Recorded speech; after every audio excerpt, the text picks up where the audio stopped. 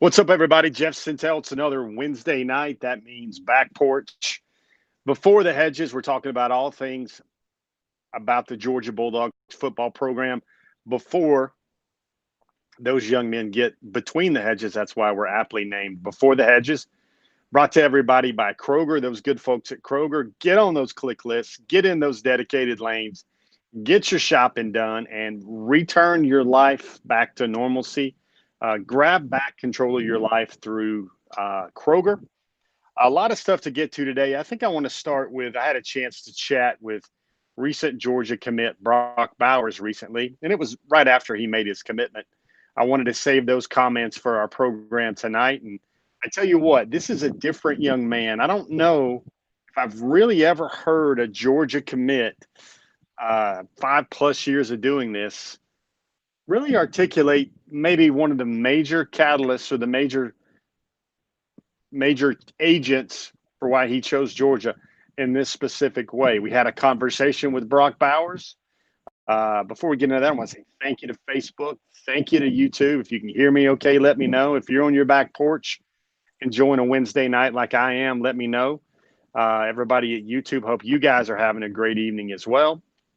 With all that said, let's hear Dog Nation and Brock Bowers. Let's listen in right now.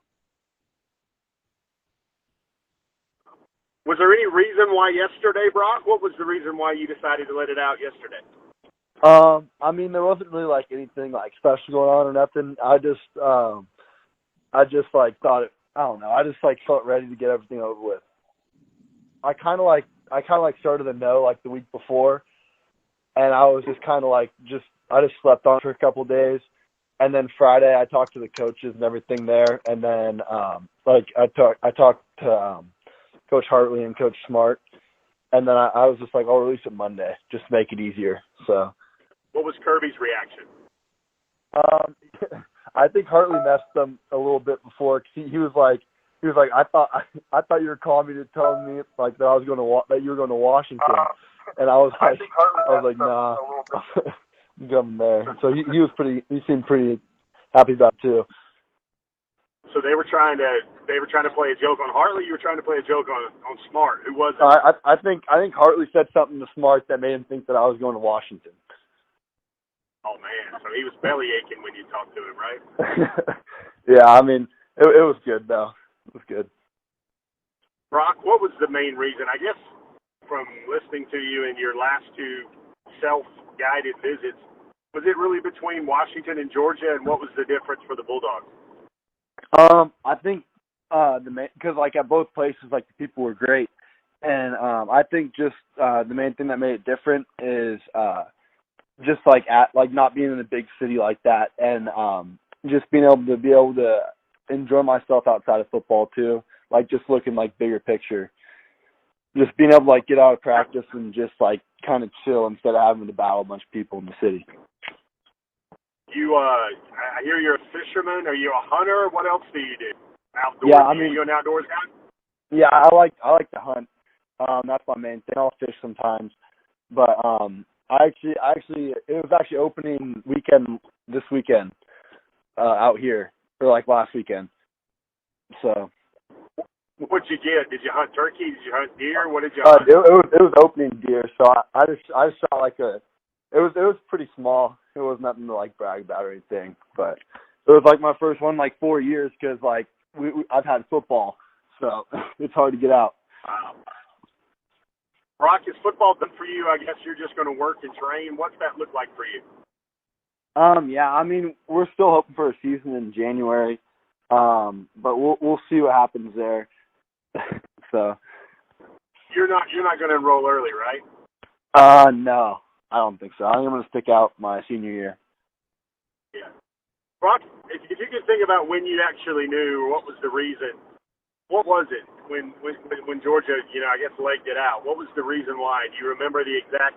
Can you put your finger on why? When you knew? I mean, I remember the morning that day. We just kind of like sat down, talked about it. Like we made like a plus. Me and my parents made like a plus minus board and everything, and we were just going through it. And I just kept thinking about it. And I talked to them that night again, and I was just like, I was just I don't know. I just felt like it was like the right place for me, and they felt the same way too. They really liked it. Brock, did you know leaving your Georgia visit that it was likely Georgia, or was it really contested and Washington made you think? Can you explain that for me? I mean, after the Georgia visit, it went great, but I like because the last 2 times I went up to Washington, I didn't see anything else besides we went to a game up there, and then we saw like a spring practice, but I never really got to see like the area around Washington, and like Washington has always been like really like intriguing to me, but like just after, I don't know, it was just like seeing what was around the city and then just kind of comparing the two. That I felt like Georgia was right for me. It's funny, Nathan said the same thing. He said, I think he just wanted to go to college in a small town. Is it something as simple as that, Brock? Because that's kind of what you said a minute ago.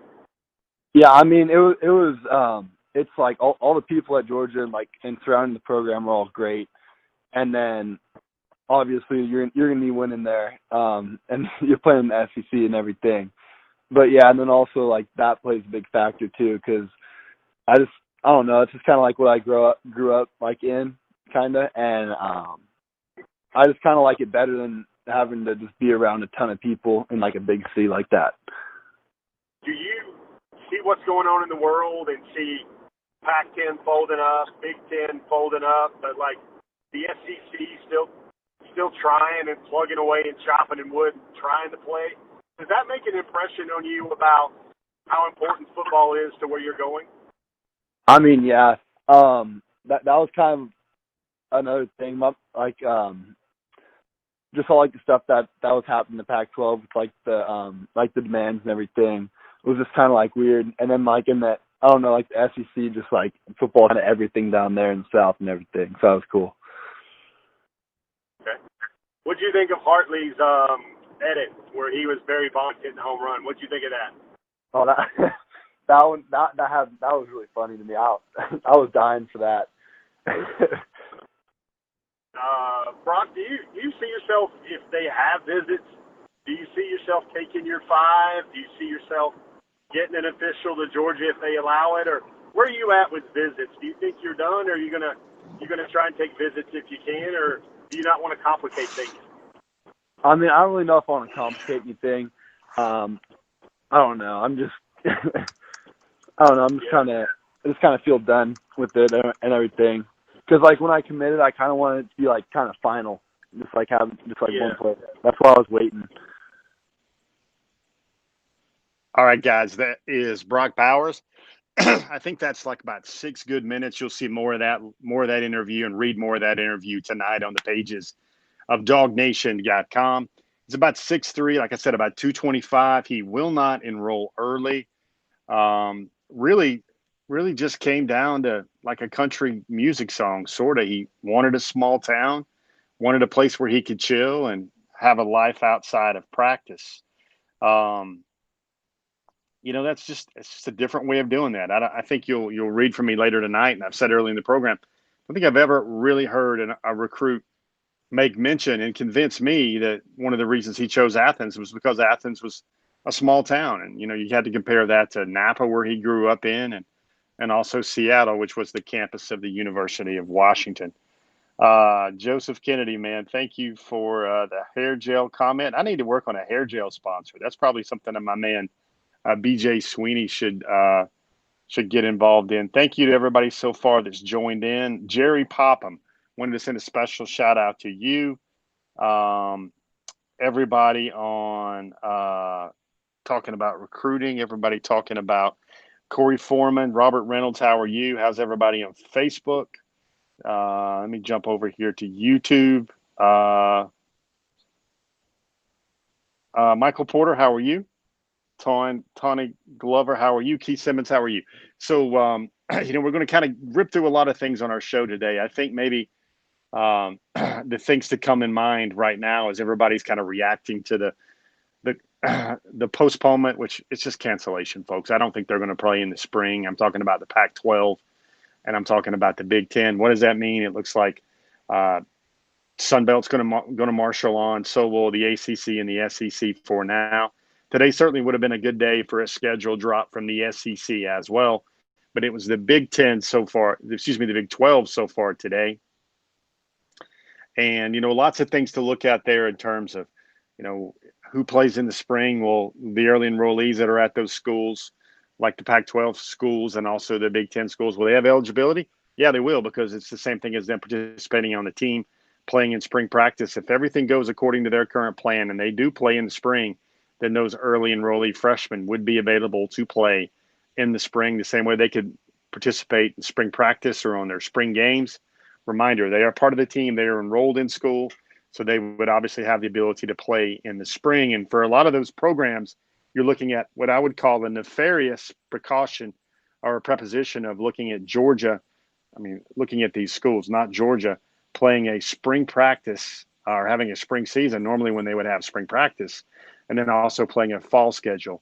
And folks, that is not a good thing for the human body as well. When you talk about the game of football, I don't care how tough these 18 to 21-year-old men have and their remarkable recovery times. That, to me, seems like a dicey proposition.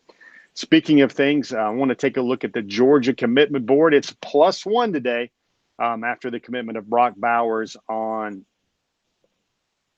Monday. If you look at it right now, Bowers now slots in there as the 4th highest rated commitment on the Georgia board. You start out with Brock Vandegrift. His rankings have remained the same. Micah Morris, his rankings have remained the same. David Daniel out of Woodstock High School.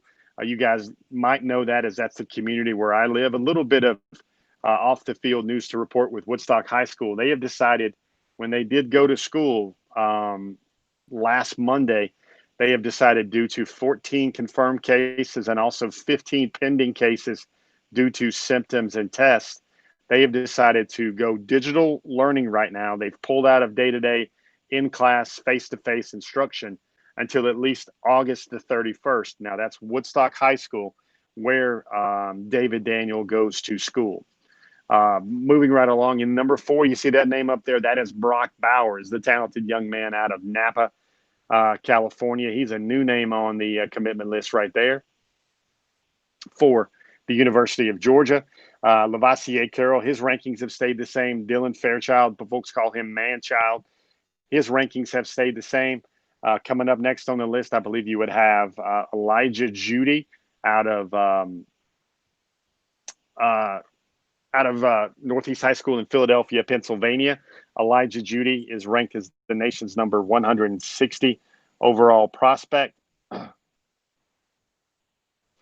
Before that, you saw Jonathan Jefferson, who actually slides in before him there, the nation's number 13 strong side defensive end. Now, folks, Jonathan Jefferson is ranked as a defensive end, but he's already well over 270 pounds. He will be a defensive tackle in college on Saturdays. He will move inside.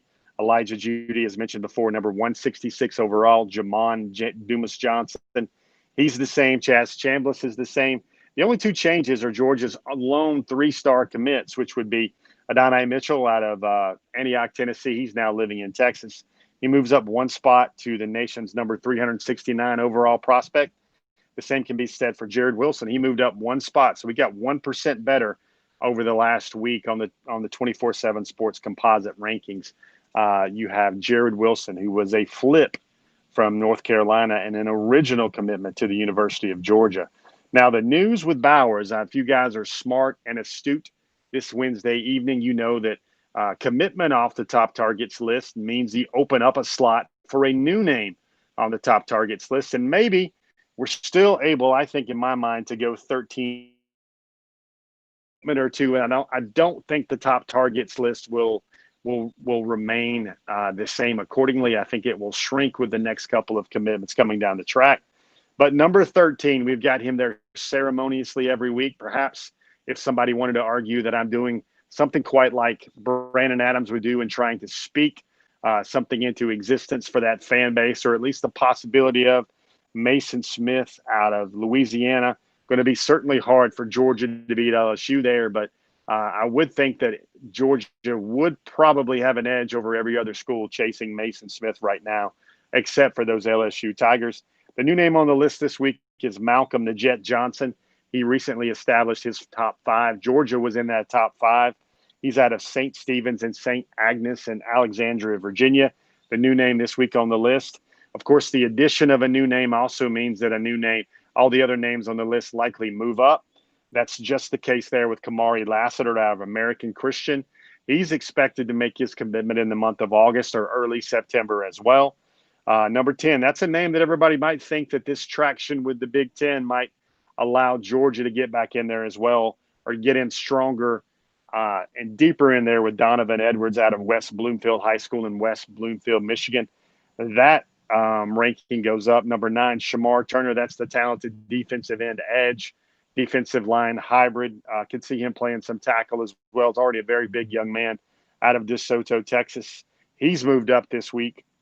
You see Dejan Nugget Warren recently established his top 3. You guys heard from him on a recent edition of Before the Hedges as well. He moves up. Number 7 is Xavier Sori out of IMG Academy now. Xavier Sori, they call him Scissor Hand Sori for the time that he gave Glenn Schumann a haircut on a Georgia visit. He's now out of IMG Academy, playing out of IMG Academy. Will be able to enroll early. Certainly seems like Georgia, Florida, and Alabama are the schools to monitor there. Number 6 is the 4-star safety man, Terrion Arnold, up. Man, I really like this young man in the 2021 class. If he ends up coming to Georgia, he would have the ability, in my opinion, to play right away, be a factor in the kicking game as well, because he has unique special teams ability. Number 5, a name that not a new name for this board, but a new name that's cracking into the top 5 this week for the first time is Nyland Green out of Covington, Georgia. You've heard whispers about him trending towards Clemson earlier this spring, and then it was Auburn a little bit later in the summer, and now you hear a lot of things about Georgia. Nyland Green told me that he wanted to make his decision.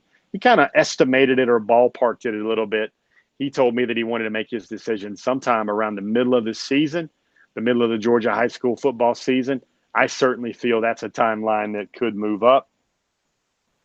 Number 4, let me know on Dog Nation YouTube and Dog Nation Facebook how you like to see this name moving on up down the track a little bit. I've moved up Corey Foreman to the nation's number 2 overall prospect. I've moved him up to the number 4 slot on the top targets list for August the 12th of 2020. He moves up. Number 3 remains the same, Schmile Munden Jr. out of Paulding County High School. Had about 48 tackles last year while playing both ways for the Paulding County Patriots. Did some kick return, played a lot on offense. He racked up over 1,000 all-purpose yards for Paulding County. He's been touted as the highest-rated prospect ever in the history of Paulding County. Would certainly believe that. He is a 5-star. Schmile Munden Jr. had over 1,000 all-purpose yards. You saw him running those jet sweeps on his highlight film as well. Number 2 is Tyrion Ingram Dawkins, TID as he's known on the Dog Nation message board, out of Gaffney, South Carolina at number 2. And number 1 is Amarius Mims out of Bleckley County in Cochran, Georgia. Did you guys get a kick out of last week watching his cell phone ring with the voice prompt of Coach Luke calling? Quick poll for everybody out there watching us tonight. Who has voice caller ID on their Apple smartphones or their Samsung Galaxies or whatever? I want to know, is that a thing? Is that a thing? How many of you folks out there actually have voice caller ID prompt, so you don't have to look down at your smartwatch, you don't have to look at your phone, you can just get a verbal alert about who is calling you? Those guys are your top targets, and as promised earlier, there's the commitment list about what we think are the latest known, basically, guidelines or parameters when some of these top targets will commit. Let's start. We'll make their decision to some school. Kamari Lassiter, we already mentioned him, the 3-star. He looks like August. Tyrion Ingram Dawkins is constantly moving his list up and down, back and forth, and everything else like that. He's constantly moving his list all around, backing it up, taking time. I think he's a young man that wants to take his visits. Shamar Turner out of Texas would be September, August, September, October, I feel. Amarius Mims, remember, that's that birthday on October the 14th, a 5-star. He told me if he doesn't have it on August the 12th or the 13th, he is going to make that decision on October the 14th. Donovan Edwards, still, I think that's a young man that needs to take some visits or would like to take his visits. Hear a lot of Oklahoma there with Donovan Edwards as well, besides Michigan and Georgia and other schools. Malcolm Johnson Jr., he doesn't really have a timeline in mind. He's going to want to run track in the spring. Malcolm Johnson Jr. Just did drop Georgia into his top 5 as well. Tim Keenan, that's the guy that he would want to wait as long as he could to make his college decision. You need to sift through all the data, surf through everything he'd learned about each of those schools. I would probably right now, even given the climate and the way things are going, I would look for him to make his decision sometime around October to December. I know that's a wide range. Scott Cochran, I think, is really big there with Tim Keenan. Tim Keenan probably took 15 to 20 visits to Alabama. He's just right there out of Birmingham, Alabama at Ramsey High. That's a magnet school in Metro Birmingham, a Birmingham City school. He's also been to Georgia quite a lot as well. Nyland Green looks like sometime between now and October. Dejan Nugget Warren wanted to do it on December the 14th, but he's told me the process does tend to weigh on him a little bit, wear on him a little bit. He could make that at any time, just whenever he feels comfortable. He's not locked into that December date. Xavier Sorey Jr., look for him to make his decision during the early signing period, if that's still what sticks on the NCAA recruiting calendar. He is out of IMG Academy. Mason Smith wants to make his decision during signing day during the early period. Corey Foreman, the same thing there. He's going to be an early enrollee at one lucky school. With Foreman, I think Georgia, LSU, Oregon, those look like the major contenders for Corey Foreman. As we've heard of late, Foreman was wanting to take an unofficial, self-guided visit to check out Athens on his own over the next couple of weeks. Again, they're not playing football in the state of California, kind of like Brock Bowers. He's hoping right now that he would hear some good words about them playing California high school football in the spring as well. Last name on the list he is a doozy. Terrian Arnold, December to February. He's a guy that would likely make his decision on the traditional national signing day. He does have a very high interest in Georgia. I would think Alabama would be another school to consider there as well, among many others. Guys, that is a quick run through of top targets, the commitment list, and also the commitment timelines. We feel like this is pretty much a good time in our show to recognize and thank and think about Kroger, what they do stocking our pantries and with their goods and services they provide for each community. They fill up their shelves so we can fill up our homes with good food. Let's hear a quick word right now from those good folks at Kroger. We'll get back to the show in just a moment, but first, a quick word from Kroger. Kroger has made shopping for the groceries and household essential items that you need even easier by offering free pickup. Just shop online, choose a pickup time convenient for you, and Kroger will carefully pick out your order and bring it to your vehicle when you arrive. So the next time you're ready to shop at Kroger, take advantage of the free pickup. It's just another way that Kroger is fresh for everyone. All right, guys, I'm back here for DogNation.com. You're watching Before the Head by Kroger. You guys got a question, you feel free to drop it into the comment section on Facebook and YouTube, and I'll do my best to surf over there and get it. While we're letting those populate a little bit, I want to make sure we take a look at a few of our online chatter that we have, some of the tweets that we've picked out over the last couple of weeks over the last week since our last time we chatted. I think the first one, let's just pull up Brock Bowers. He made his commitment to Georgia on Monday. Check out that edit right there. A little backstory behind the Brock Bowers commitment is he actually made I guess you would call it a silent commitment. Wasn't very long of a silent commitment. He made that on last Friday, told the coaches on the Georgia staff, we will have a great conversation. We'll recap kind of a great little moment there with him and our content story on DogNation.com later tonight. But he made that commitment to Georgia on Friday. He wanted to wait until Monday. No needed to rush everything to make his decision known with his commitment, edit, drop, and everything else like that. I want to take you to a couple of tweets right now. The first one I'll pull up is from former Carrollton High School quarterback N.J. Morris. I say former Carrollton High School quarterback MJ Morris, because he's transferred. And it's a different transfer because he's going back to the school where he was in middle school, where he was ball boy. He went to middle school at Pace Academy. If you see that edit right there, pretty slick edit right there with Morris going back to play for Pace Academy. I tell you what, that school right there becomes an immediate contender in Class 3A. MJ Morris, the way he can sling that ball around, is the nation's #2 dual threat prospect for the class of 2022. He's going to have a loaded room of wide receivers, I feel, to throw to, not just Jaden Thomas, the talented 4-star receiver, but he's going to have a lot of underclassmen targets as well. Season goes on. I think Pace could play 12, 13, 14 games easily, maybe even the 15th game if a full slate of Georgia high school games happen. I think this is a young man that is a contender to throw for 3,500, 4,500 yards, given the receivers on that team if he gets a chance to play and take that many snaps. MJ Morris is interesting because another name I want to bring up is Sam McKay. And I know lots of people in the industry kind of say that name and they don't really know the correct pronunciation. That is the correct pronunciation for Sam McKay. Look at that right there. The 2022 All-American. He's already committed to the All-American Bowl, which is the former U.S. Army All-American Bowl, now the Adidas game. He makes a tweet, shares a tweet today. I thought that was very interesting about he is going to play top with the top quarterback in the country. He wants to follow the top quarterback in the country.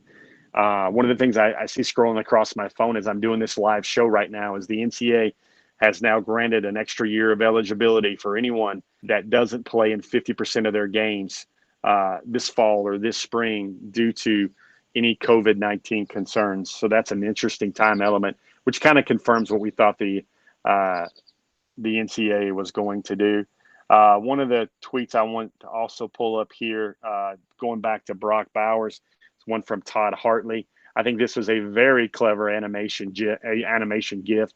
I think Todd Hartley, whose young son is quite the baseball player himself in his own right, he goes deep here and he hits a bomb to maybe into the bay there in San Francisco. You see how the Georgia Digital creatives right there have photoshopped and put together an edit with Todd Hartley's face on top of home run king Barry Bonds' face. I thought that was quite clever. You see another tweet here from Brock Vandegrift celebrating Brock Bowers committing to the University of Georgia, calling out that that's a future roommate right there. Love this tweet here from Trey Webb. Now, we wrote about Trey Webb on DogNation.com earlier this week, and it's a 2023 commit. And certainly I know most folks out there that says, Jeff, 2021, 2022, brother. It takes a lot for me to catch some interest about a 2023 prospect. Well, look at this. This is the 2023 prospect to pay attention to, not just because he's already a commitment to the University of Georgia. He wants to be a part of that RBU fraternity. But look at this squat right here. Already over 500 pounds on the squat. Check out this tweet right here from Trey Webb. This is a young man who has yet to play his high school sophomore season. Todd Hartley offered him when he was at Miami as a 7th grader. That was the spring of his 7th grade season when he was practicing up with the varsity. And we've written a lot about Trey this week because he made the comment to me that the 2023 class, of which there's only one public commitment, and that is Trey Webb, that he said this class, the 2023 class, is going to be so deep that it will, when everybody commits together and plays together, that it will break the internet. And that was a tweet that I shared. And it was amazing watching some of the 2023 big talents, future All-Americans, future 4 and 5 stars, future high 4 and 5 stars react to this tweet. One of these is from Georgia Legacy, Justin Benton. You see the tweet here, and he replied to that tweet in his own unique and special way. A lot of young men had their own reactions to that. I thought Georgia Legacy, Justin Benton, the talented 2022 defensive lineman who is at Newton High. We've written about him. He's already said that Georgia feels like home. That was a very interesting response from Justin Benton as well. Let me see. One more tweet I wanted to show you, make sure I get them all, was I'm gonna try to coin a term here. That's going to be Beck. Yeah, look at this tweet from Carson Beck's quarterback trainer, Denny Thompson, out of Jacksonville, Florida. Carson came back quickly over the last weekend to work out with his trainer in their facility right there at 6 Points, Jacksonville. Look at those throws. Look at Carson on the move. Got some velo on that ball, making the throws to the deep parts of the field. That's why I kind of say that you're going to hear a lot of sportscasters come up with some Beck, monikers right there for how well Carson Beck can deliver the football in tight windows. That's what you got right there from Carson Beck. One other tweet that I wanted to bring to you is, folks, I got to show you this, man. It takes a lot for me to bring up a 2025. You hear me talking about 2023 recruits. Look at this video right here. I want to introduce you to Xander Smith. Xander Smith. Now, he will be an 8th grader this fall. He is 13 years old. He will be 14 in September. There's no reclassification here whatsoever. He's 6'2" and about 205 pounds. Look at how put together and developed this young man is. Sure, he's got to work on some things there with his delivery and when he's letting go of the ball and some mechanics issue right there. But look at those broad shoulders right there. Xander Smith will be an 8th grader this fall. His older brother, Zach, is on the Miami football team. He is a linebacker, so he knows a thing or two about competition, recruiting, and big-time college football. That is a mighty impressive-looking quarterback for an 8th grader. Prospect, specimen, physical young man, whatever you want to say. He has also led some 7-on-7 teams, 14 and under 7-on-7 teams, to a few national and regional or big-time tournament championships. So we know that he can spin it a little bit as well. Xander Smith. One other tweet, which we kind of related, I'm trying to keep up with all these really fast right here. Peyton Kirkland also had a tweet response to what Trey Webb said about the 2023 class at Georgia would likely break the internet about what would happen about all the big names in there. Peyton Kirkland, we've written about him on the pages of DogNation.com. That is a 6'6", 285-pound offensive tackle. Sees a lot of Andrew Thomas aspirations in his game. Georgia is his dream school as well. And he also chimed in right there on that tweet from Trayon regarding Trey Webb about the potential right now. I know it's basically 3 seasons away, but here's a point of clarification here. I was around when the 2017 class came together at Georgia, the 2018 class, the 2019 class. Those were loaded, stacked classes. I have never seen a class as organized and as networked this early. And the other thing is these young men, you mentioned some of those size and you see the weights that Trey Webb is throwing around as well. These guys all look like elite juniors and seniors right now, and they're already getting together. There's a text message thread that goes about 30 players deep right now where all those guys are talking together. They want to play together. They've got players from all over, Texas, Alabama, Florida, state of Georgia, Virginia, all over the country. They're already mobilizing and internalizing, wanting to play together. All right, guys, that was your online chatter for this week. I want to take a quick spin if you guys got any questions. Let me give honors to Facebook first. Ace Dog likes Brock to back to back. Enrique Murillo, the Gators are pushing hard for those two guys as well. Gray Goose brings up that Brock to Brock Scott Howard tagline as well. Lots of. I hope you guys like that Brock Bowers interview and that Brock Bowers huddle film as well. This is a very unique player. He had, I think, 50 tackles, about 400 yards rushing. He returned a kickoff for a touchdown. He did a lot of things. He also caught 21 touchdown passes for Napa High in Napa, California over the last 2 seasons. Will not get a fall season, as we discussed earlier. Let me see what's going on Facebook. Hugh Nash, man, I appreciate you, man. Thank you for the very kind words. Hope everybody is enjoying themselves tonight. Hope we could give you a chance to entertain you a little bit about all things Georgia football. Christopher White, just go back, catch it on SoundCloud, catch it on the Apple Podcast platform. You can also catch it on Spotify. to take a look at everything. Take a look at everything we had in the beginning of the show. Brian Marcoulier, thanks for your comment. Mike Anderson, I know what you mean there about Carson Beck. All right, guys. Got some things cooking for us later on tonight on Dog Nation, dognation.com. I want to say thank you again for another Wednesday night. I know it feels like we just got on, but I had to do quick, you remember this sign?